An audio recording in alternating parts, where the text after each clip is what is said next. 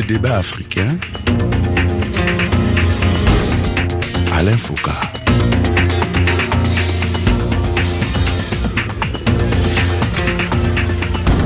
Après le Burkina Faso et la République démocratique du Congo, c'est au tour du Burundi d'être secoué par une contestation populaire née de la volonté du président Pierre Nkurunziza de briguer un troisième mandat alors que la Constitution n'en autorise que deux. Des accords qui ravivent les tensions et menacent également la République du Congo, où le président Denis Sassou Nguesso, qui arrive à la fin de son second mandat, semble lui aussi vouloir modifier la Constitution pour empiler. Même intention au Rwanda voisin, où le président Paul Kagame, qui s'apprête également à faire sauter en éclats ce verrou de la limitation des législatures, a lancé un débat sur la question du nombre des mandats présidentiels.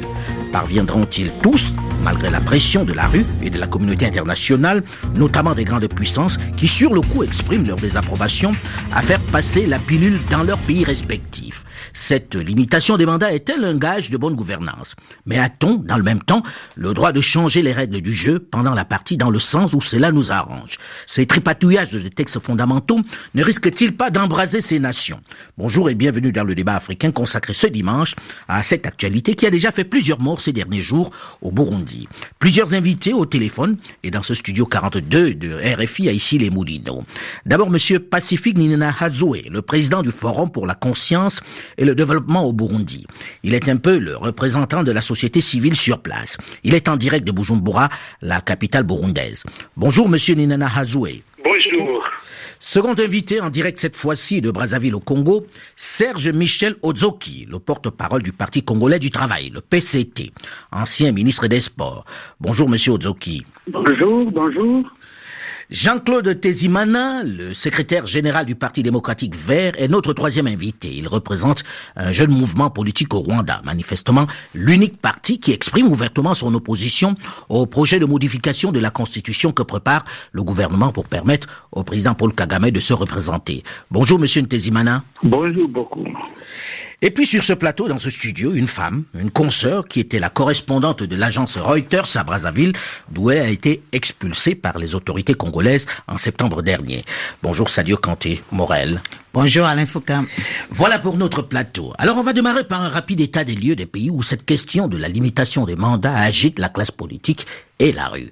Au Burundi d'abord, où le chef de l'État, Pierre Nkurunziza, a fait valider sa candidature par la Cour constitutionnelle cette semaine, arguant que le premier mandat de 5 ans, au titre d'un article transitoire, n'entre pas dans le champ de l'article 96, qui prévoit que le mandat présidentiel n'est renouvelable qu'une fois.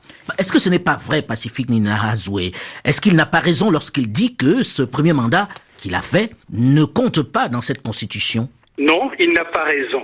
Au fait, au Burundi, nous avons d'abord l'accord d'Arusha, et de cet accord est née la constitution du Burundi de 2005.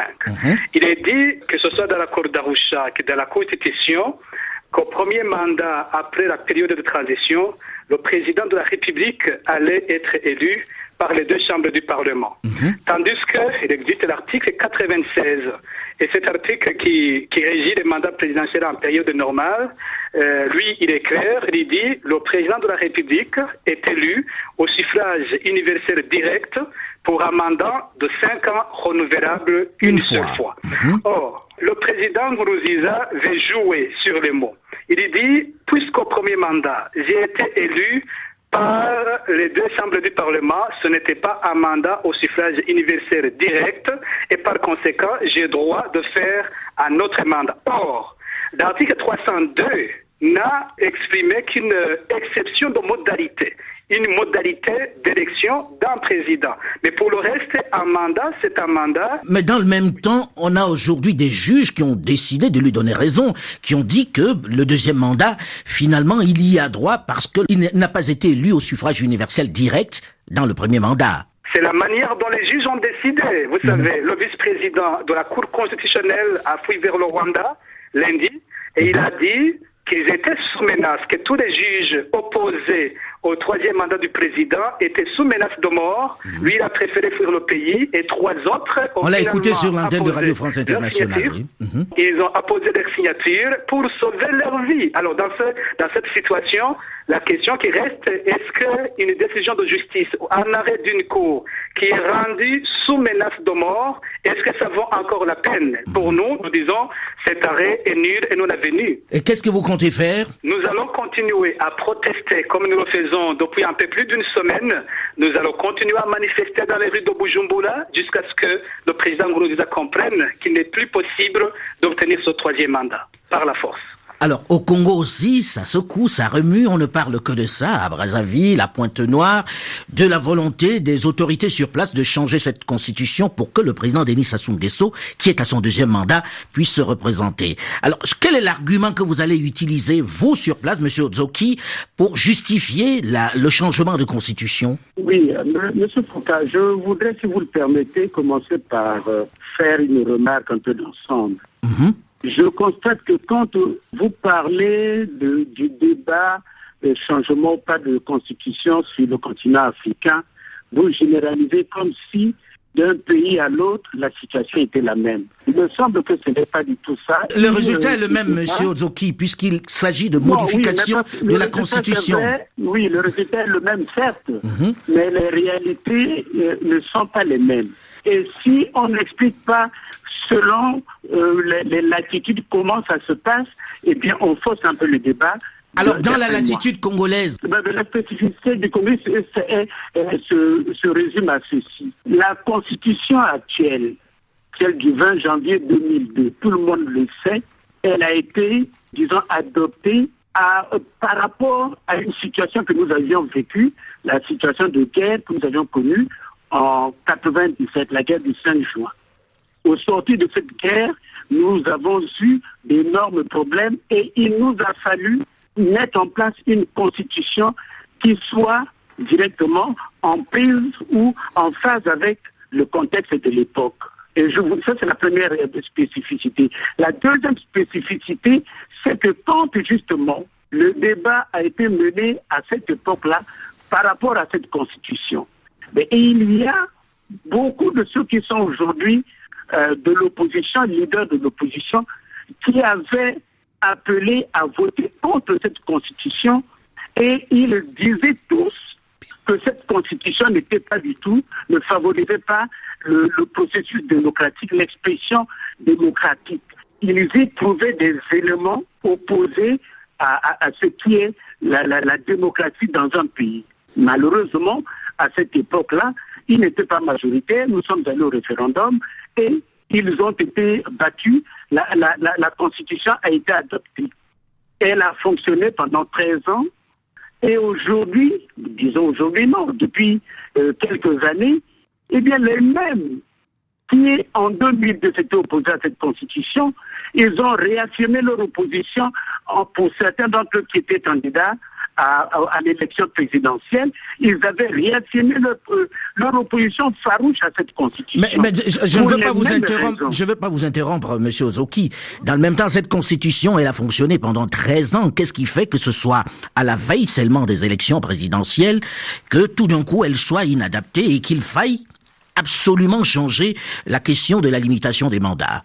Non, mais justement, c'est pour ça que je vous disais tout à l'heure que cette façon de présenter les choses, eh bien, ça biaise tout. Il ne s'agit pas uniquement de cet aspect-là.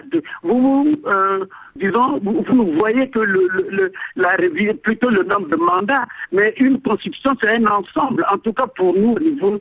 Oui, mais elle a fonctionné pendant 13 ans. Elle a fonctionné pendant 13 ans, justement.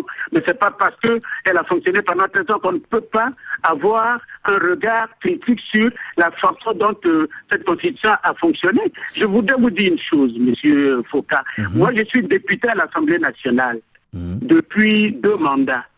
J'ai vu beaucoup de leaders de l'opposition qui sont à l'Assemblée comme moi et bien fustiger cette constitution-là au motif qu'elle ne favorise pas justement l'expression démocratique. Il ne serait-ce qu'au niveau de l'Assemblée, parce que, disent-ils, et disent-ils encore aujourd'hui, cette constitution-là ne permet pas à l'Assemblée justement de jouer son rôle. Voilà.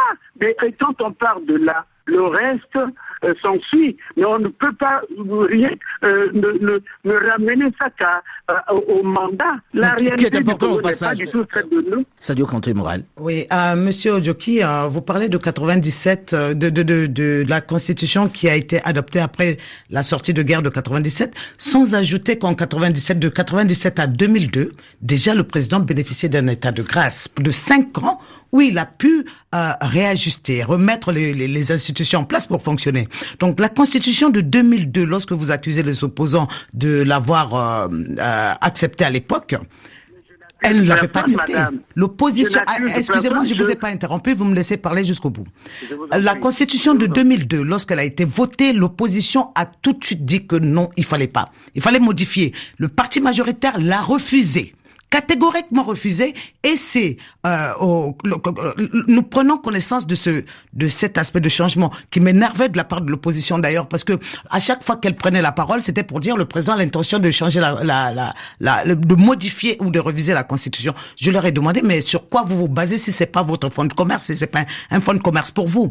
Ils se sont d'abord basés sur un article d'un beau parent de Sassou qui est journaliste. Je veux parler de notre confrère François Soudan qui a donné l'alerte de ce changement de constitution.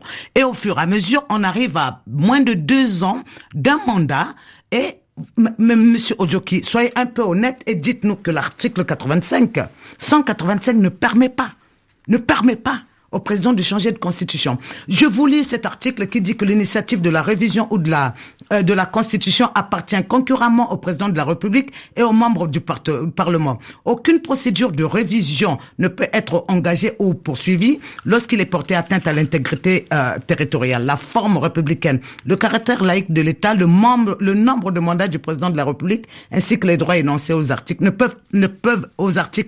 au titre 1 et 2 ne peuvent faire l'objet de révision. Qu'est-ce que vous essayez de faire ce comprendre? que je veux dire, si la Constitution parle de révision et aucunement de changement, et lorsque Sassou et son laboratoire de cabinet à tout répatouillé ont vu qu'il n'était pas possible de changer, de modifier ou de réviser la partie qui les concerne, c'est-à-dire le nombre de mandats, ils sont passés à l'autre idée, c'est-à-dire maintenant mettre dans la tête des gens qui font un changement. Un changement de Constitution. Un changement, la Constitution ne se change pas comme ça. La Constitution du Congo est l'une des plus jeunes au monde.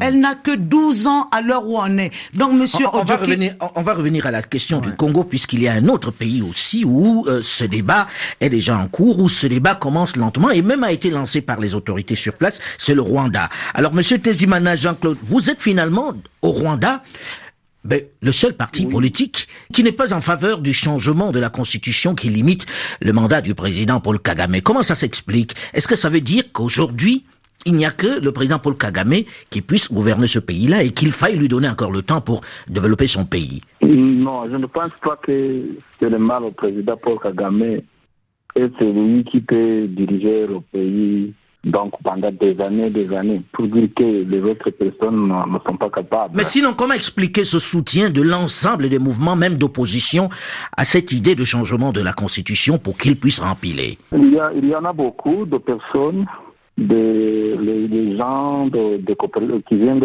des coopératives, des associations, ainsi que même les personnalités, les hautes personnalités dans le gouvernement aussi, qui veulent que on peut donc réviser la Constitution pour donner la chance au président de continuer. Mais pourquoi on ne les entend pas, ceux-là? Pour l'instant, on n'entend personne dans ce sens-là. Donc, les autres mouvements ici au Rwanda ou bien les autres partis les mouvements au Rwanda, les partis politiques au Rwanda semblent tous en faveur de ce changement de la Constitution. Visiblement, vous êtes le seul. Comment ça s'explique? C'est parce que nous premièrement, nous sommes le parti d'opposition ici au Rwanda. Nous sommes le seul parti qui se prononce opposant de l'État. Vous voulez dire que les autres partis ne sont pas des partis d'opposition? Oui. Qu'est-ce qui vous amène, vous, à être opposé à cette idée de changement de la Constitution? Tout le monde a l'air de trouver très bien Paul Kagame. Oui, ici, notre président, c'est le président qui est très aimé par la population.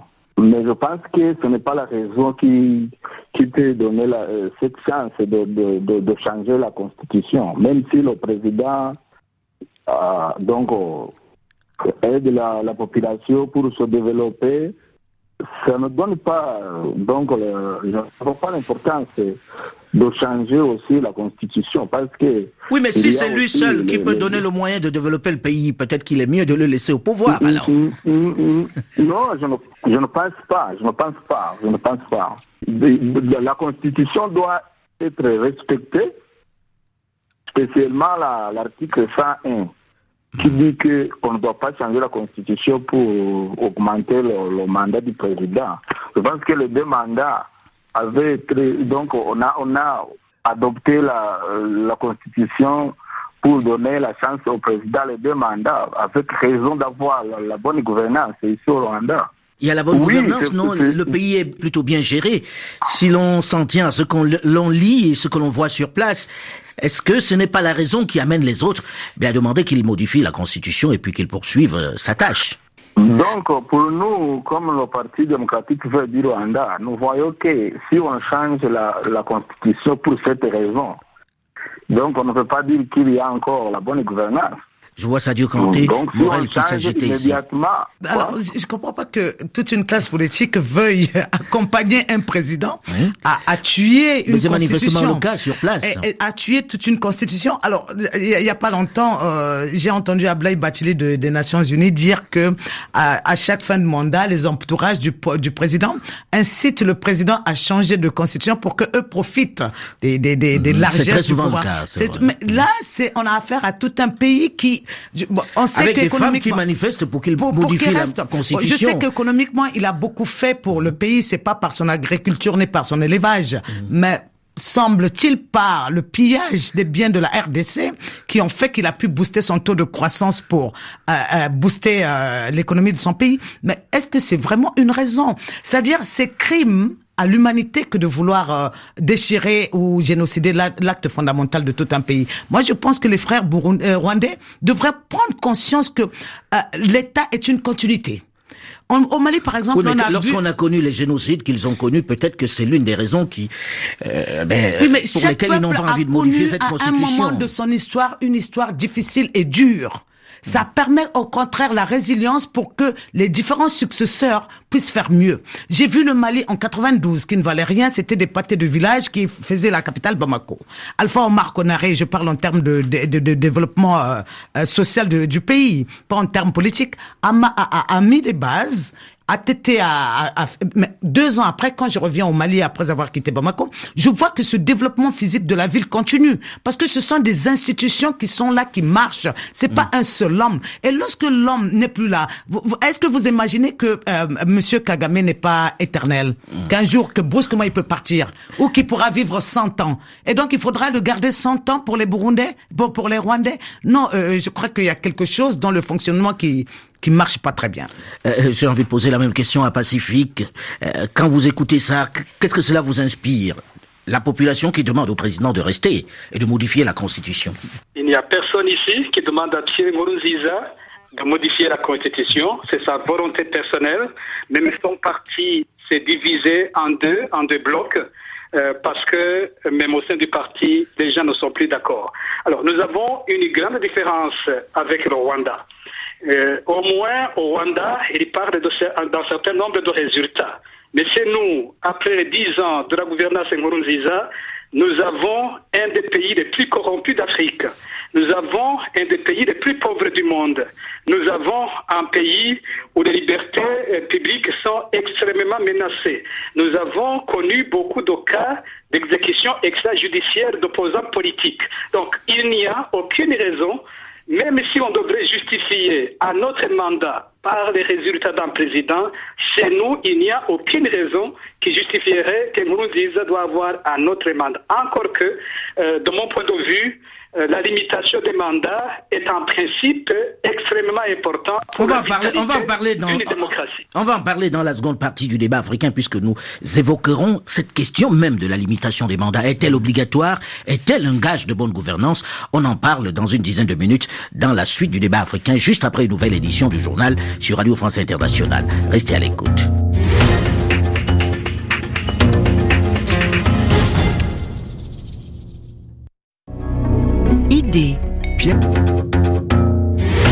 Le débat africain Alain Foucault. La question a renversé en octobre dernier le régime de Blaise Compaoré au Burkina Faso. Il fait tanguer en ce moment même celui de Pierre Nkurunziza au Burundi et menace dangereusement celui de Denis Sassou Nguesso au Congo. Et même si l'on ne parle pas encore d'agitation au Rwanda, on en est loin, la question est à l'ordre du jour. La limitation des mandats présidentiels intégrés dans les constitutions est-elle un gage de démocratie? A-t-on le droit d'y toucher juste pour l'intérêt d'un homme? Suite du débat africain ce dimanche avec plusieurs invités à la fois au téléphone dans plusieurs capitales subsahariennes, mais également dans ce studio 42 de RFI à Issy-les-Moulineaux. D'abord, M. Pacifique Ninahazoué, le président du Forum pour la conscience et le développement au Burundi. Il est un peu le représentant de la société civile sur place. Il est en direct de Bujumbura, la capitale burundaise. Second invité, en direct cette fois-ci de Brazzaville au Congo, Serge Michel Odzoki, le porte-parole du Parti congolais du travail, le PCT. Il est aussi l'ancien ministre des Sports. Jean-Claude Ntezimana, le secrétaire général du Parti démocratique vert, est notre troisième invité. Il représente un jeune mouvement politique au Rwanda, manifestement l'unique qui exprime ouvertement son opposition au projet de modification de la Constitution que préparent certains dans le gouvernement pour permettre au président Paul Kagame de se représenter. Et sur ce plateau, dans ce studio, une femme, une consoeur qui était la correspondante de l'agence britannique Reuters à Brazzaville, d'où elle a été expulsée par les autorités congolaises en septembre dernier. Sadio Kanté-Morel. Et sur ce plateau, donc, nous allons commencer par lui poser la question de savoir, pour vous, est-ce que la limitation des mandats est une question, est un gage de démocratie? Il y a des pays qui n'ont pas de considération qui n'ont même pas constitutionnellement tenu compte de limitation ou pas de mandat. Oui, ça n'existe pas dans certaines constitutions. Voilà, dans certaines constitutions. Mais moi, je crois que dans même nos ici en zones, France, normalement. Mais il y a un principe. Un acquis que la France s'est imposé, on fait un mandat renouvelable et puis on s'en va. Même si on peut avoir pas forcément, parce qu'on sait bien qu'il y a certains présidents, comme le président Chirac, qui a hésité pendant un moment de savoir s'il se représentait ou pas. Il en avait le droit. Il en avait le droit, il l'a pas fait. Moi, je crois que durer au pouvoir donne des instincts négatifs. Dans le cas de mon pays, qui est le Congo, par exemple, j'ai vu qu'au fur du temps, le président s'est appuyé sur des pouvoirs trop négatifs. On n'a pas le système éducatif n'est pas élaboré depuis 10 ans. On a donné trop de pouvoirs négatifs au directeur général de la police, qui ne fait que opprimer, qui ne connaît que ça. Pas de pouvoir positif au ministre de l'économie et des finances, qui aurait pu nous élaborer des bonnes stratégies de l'économie sur le développement durable et sur l'avenir. Par rapport à nos enfants, on a 4 000 milliards de budget, sinon plus pour 4 millions d'habitants, et on n'a pas d'eau. L'eau ne coule pas dans nos robinets. On est la deuxième force aquatique. Là, vous parlez de bilan, mais sur le principe même, est-ce un gage de bonne gouvernance, la limitation des mandats? Je pense que oui, parce que ça permet à la personne de concentrer son action politique, sociale et économique sur une durée et se donner des défis. Et le prochain qui viendra relèvera au mieux ce défi-là que de se dire j'ai le temps. Le temps pour favorise... vous, l'alternance est absolument l'alternance est l'idéal. Voilà. Peut-être pas une absoluté, mais elle est idéale. Monsieur Odzoki, vous partagez ce point de vue? Voyez-vous, Monsieur Foucault, quand j'entends parler... parce que moi, quelque part, je suis aussi journaliste, peut-être qu'il ne le sait pas. Je sais que vous êtes journaliste également. Je me demande si nous avons affaire à une militante d'une cause ou à véritablement un journaliste. Si, je suis devenue opposante à Sassou Nguesso, donc je milite pour le bien-être de mon pays également, d'accord? Vous ne m'avez pas permis d'être journaliste jusqu'au bout, je ne suis pas journaliste actuellement, je milite pour le bonheur de mon pays, pour le respect de la constitution de mon pays, monsieur. D'accord.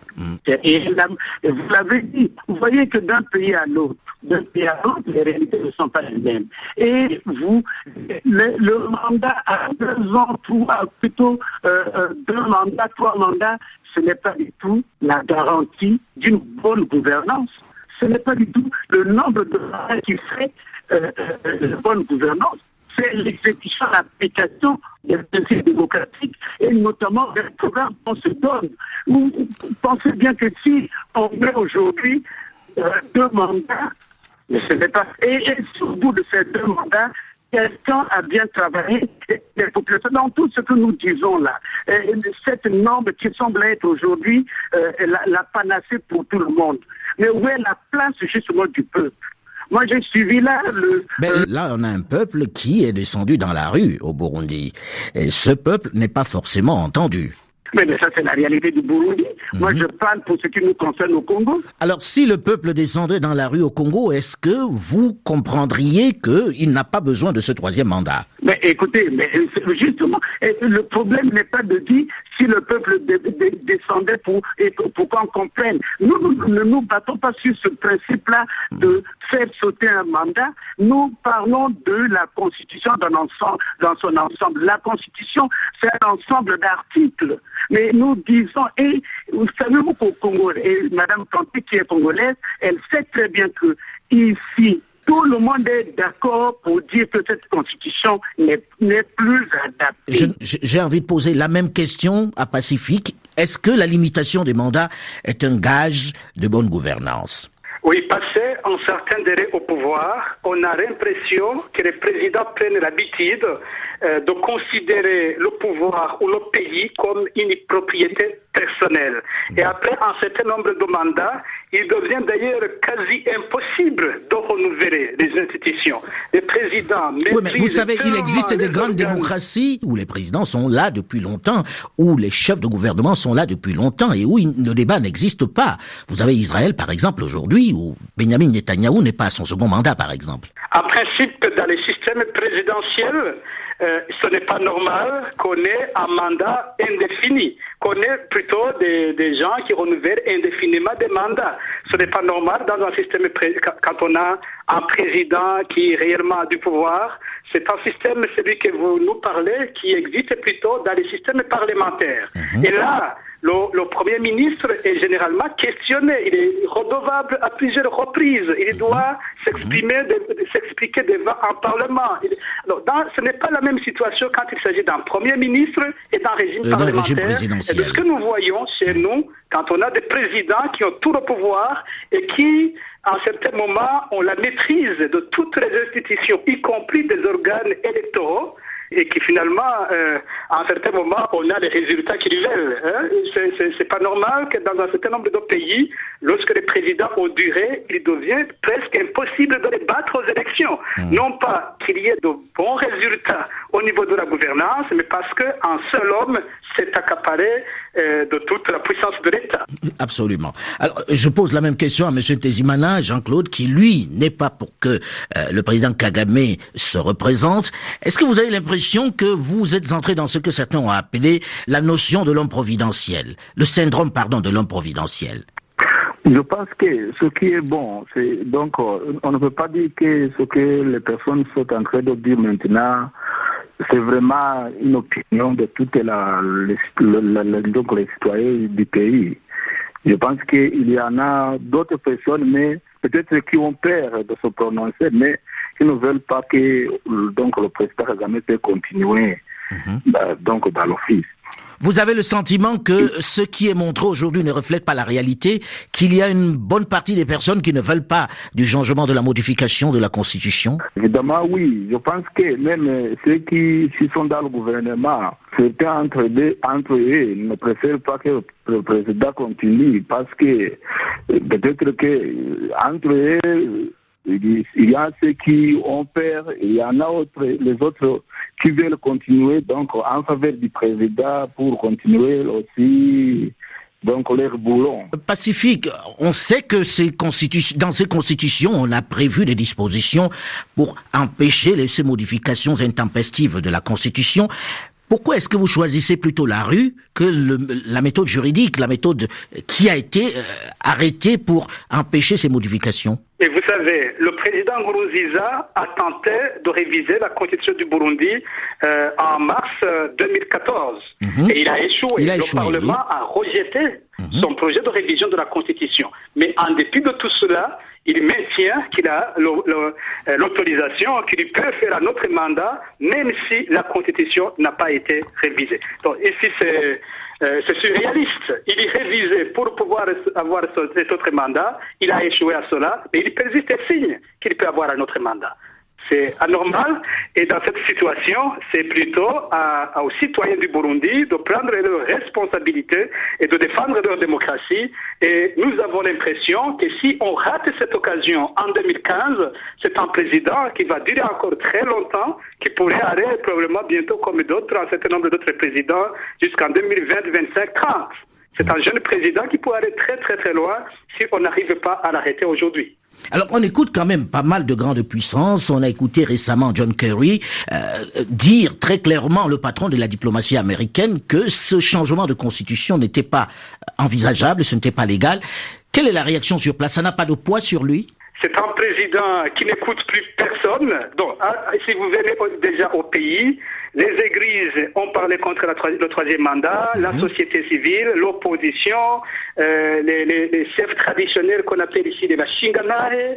Et ensuite, c'était le tour de la communauté internationale, l'Union européenne, les États-Unis, la Tanzanie, l'Union africaine. Tout le monde est en train de dire à son président qu'il met en danger la sécurité du Burundi, la paix qu'on était en train de retrouver, mais c'est un président qui n'écoute plus que lui-même. Monsieur Ozoki, là aussi, dans le cas du Congo, on a écouté les grandes puissances mettre en garde le président Denis Sassou Nguesso contre toute tentative de modification de la Constitution. Est-ce que sur place, on en tient compte? Vous savez, Monsieur Foucault, la communauté internationale dont nous parlons, elle est également représentée ici à travers toutes les institutions internationales, les missions diplomatiques et tout. Mais nous, au niveau du Congo-Brazzaville, ce que nous faisons, en tout cas au niveau du parti, c'est d'avoir des rencontres d'échanger justement avec ces représentants de la communauté internationale.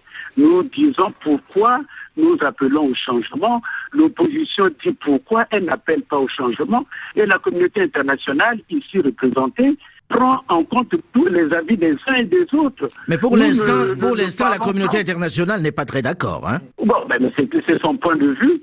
Mais si la communauté internationale doit se substituer à l'ensemble des forces vives du pays qui, pour les unes, sont pour le changement et d'autres contre le changement, écoutez, où allons-nous dans ce cas?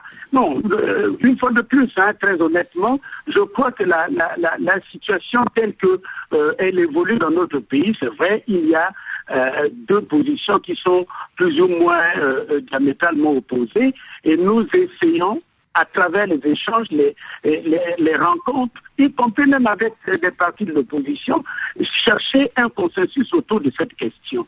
Vous voyez, nous n'allons pas par des dictats, ce n'est pas du tout... Mais est-ce que la solution ne serait pas tout simplement que le président, une fois qu'il a fini, après 17 ans de pouvoir, se retire? Mais écoutez, oui, mais bien évidemment, monsieur, là, ce que nous disons par rapport à ça, c'est personnaliser le débat, la question. Une fois qu'on aura réglé ça, mais il restera le problème de cette constitution.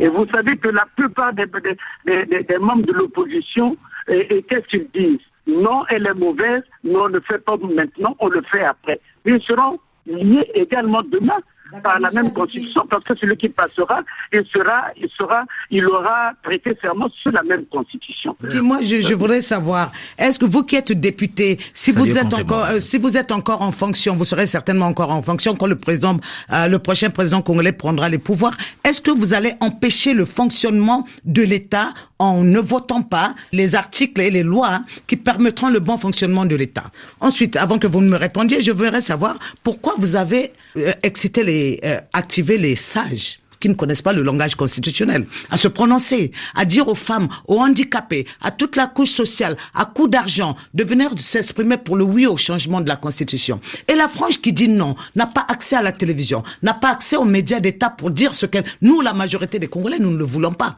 Vous nous avez créé des partis dits du centre, qui ont créé une pagaille extraordinaire, avec, par exemple, Elvis Okombit-Salisson, qui crée des comités de vigilance que nous appelons une nouvelle Gestapo nouvelle génération, qui va inciter les gens, intimider encore à aller dans le sens du changement de la Constitution. Le changement de la Constitution est un faux débat. Elle ne devrait même pas exister parce qu'elle n'est pas prévue dans notre Constitution. Notre Constitution prévoit des modifications ou révisions qui peuvent être faites par loi organique. Ça, c'est possible. Ce que nous demandons, nous, Congolais demandons, c'est la bonne gouvernance électorale actuellement, qu'un comité technique soit mis en place pour organiser le fichier électoral et qu'il soit électronique, pour qu'il n'y ait pas de triche possible. Si ça souque ce qui se présente ou pas, mais à laisser-nous le temps, c'est notre pays, c'est pas le pays du PCT, à gérer quand et pourquoi nous voudrions changer notre constitution. Le PCT n'a pas la même mise sur le Congo. Il y a beaucoup de partis au pouvoir. Pourquoi il y a que le PCT qui peut passer sur les médias, dire ce qu'elle a à dire? Pourquoi le PCT ne fait pas de bonnes orientations? Vous allez le laisser répondre rapidement. S'il vous plaît, vous voyez, je suis vraiment désolé, madame. Quand vous affirmez des choses qui n'ont aucune prise avec la réalité, prenons par exemple, vous dites, le PCT est le seul parti qui passe sur les médias. Nous sommes aujourd'hui, il y a une semaine, il y a eu, vous dites, on a créé de toutes pièces les partis du centre, mais c'est une injure que vous faites à celles et ceux qui sont là depuis fort longtemps et qui, sur l'échiquier politique congolais, qui sont connus. Les leaders des partis du centre, vous pensez qu'ils sont nés là de ce débat? Monsieur Elvis Okombi, dont vous parlez. Au cours de cette année, monsieur Ozoki. Alors, là, ça tourne au débat congolo-congolais. Voilà, justement, je ne voudrais pas que ça soit. Mais vous voyez que, excusez, monsieur Alain Foucault, vous voyez, ce qui se trouve que par bonheur, RFI est suivi partout au Congo. Et ceux qui suivent justement ce débat savent faire la part des choses entre ce qu'elle dit, qui n'est pas, heureusement bien sûr, parce que la vérité n'est pas nécessairement dans son cas à elle. Et la réalité ici, elle le sait, j'ai compris qu'elle est du camp opposé, c'est tout à fait son droit, mais il ne faut pas qu'elle nie l'existence ou la présence des autres. Maintenant, sur la question d'ensemble, justement, moi je crois que nous, au Parti congolais du travail, nous ne dictons rien du tout. Nous ne dictons rien, nous n'imposons rien. Le débat est lancé, on va en parler souvent. Je reviens vers Pacifique, qui lui est déjà en plein dedans, puisque c'est la crise au Burundi. Quelle est la position de l'armée aujourd'hui par rapport à cette modification de la Constitution? Elle se plie à ce qu'a dit la Cour constitutionnelle? Nous sommes dans une situation que je dirais bizarre. D'abord, depuis que nous sommes en manifestation, le président a essayé d'utiliser la police contre nous, une police qui tire à balles réelles. Nous avons déjà plus d'une centaine de blessés, nous avons 7 morts depuis une semaine et demie. Et jusqu'ici, l'armée s'est comportée de manière très professionnelle, c'est-à-dire plutôt qui, lorsqu'elle est présente, protège les manifestants, elle protège la population dans les différents quartiers la nuit, parce que le président, lui, en plus de la police, il a ses services de renseignement, il a une milice de son parti, les Imbonerakure, qu'il utilise contre les quartiers qui manifestent, et contre les citoyens, contre tout le reste de ce qui s'oppose à lui. Donc, jusqu'ici, l'armée semble neutre, et récemment, le ministre de la Défense a d'ailleurs fait une déclaration en disant que l'armée du Burundi allait protéger l'accord d'Arusha. Mais un jour après, son chef d'état-major, qui est d'origine CNDD-FDD du parti du président Nkurunziza, a fait un autre discours qui semblait contrebalancer celui du ministre de la Défense. Alors, est-ce qu'il existe aujourd'hui une personnalité ou un mouvement qui peut arriver à faire le consensus entre cette opposition, cette rue qui est en colère, et le président Nkurunziza? Difficile à répondre à cette question, mais nous pensons que c'est là où nous allons. Je pense qu'à la fin, nous finirons par trouver une personne qui fera contrebalancer le président Nkurunziza. Est-ce qu'il y a une menace sur la paix civile dans ce pays qui a connu d'autres drames aujourd'hui? Tout à fait. Les Imbonerakure, qui ont été militairement entraînés, qui ont des armes, risquent de commettre l'irréparable dans ce pays. On peut aller même jusqu'au génocide. En plus des Imbonerakure, on a l'impression que le président a des liens très étroits avec les FDLR rwandais, les rebelles FDLR rwandais qui viennent de la République démocratique du Congo. Ça crée un climat extrêmement dangereux qui peut exploser à tout moment. Mais ça reste un point de vue, puisque vous dites, on a l'impression. On va malheureusement s'arrêter là, puisque le temps tourne vite, et on va reparler de ces modifications de la Constitution qui passionnent véritablement dans la plupart des pays. Et on vous souhaite bon courage, et en tout cas que la paix persiste, que la paix soit sauvegardée en Afrique. Merci monsieur, madame, d'avoir accepté de participer à ce magazine. Le débat africain s'est terminé pour aujourd'hui. Delphine Michaud, Olivier Raoul et Alain Foucault, nous vous donnons rendez-vous la semaine prochaine, même heure, même fréquence, pour un autre débat africain. Dans un instant, une nouvelle édition du journal sur Radio France Internationale. À très vite.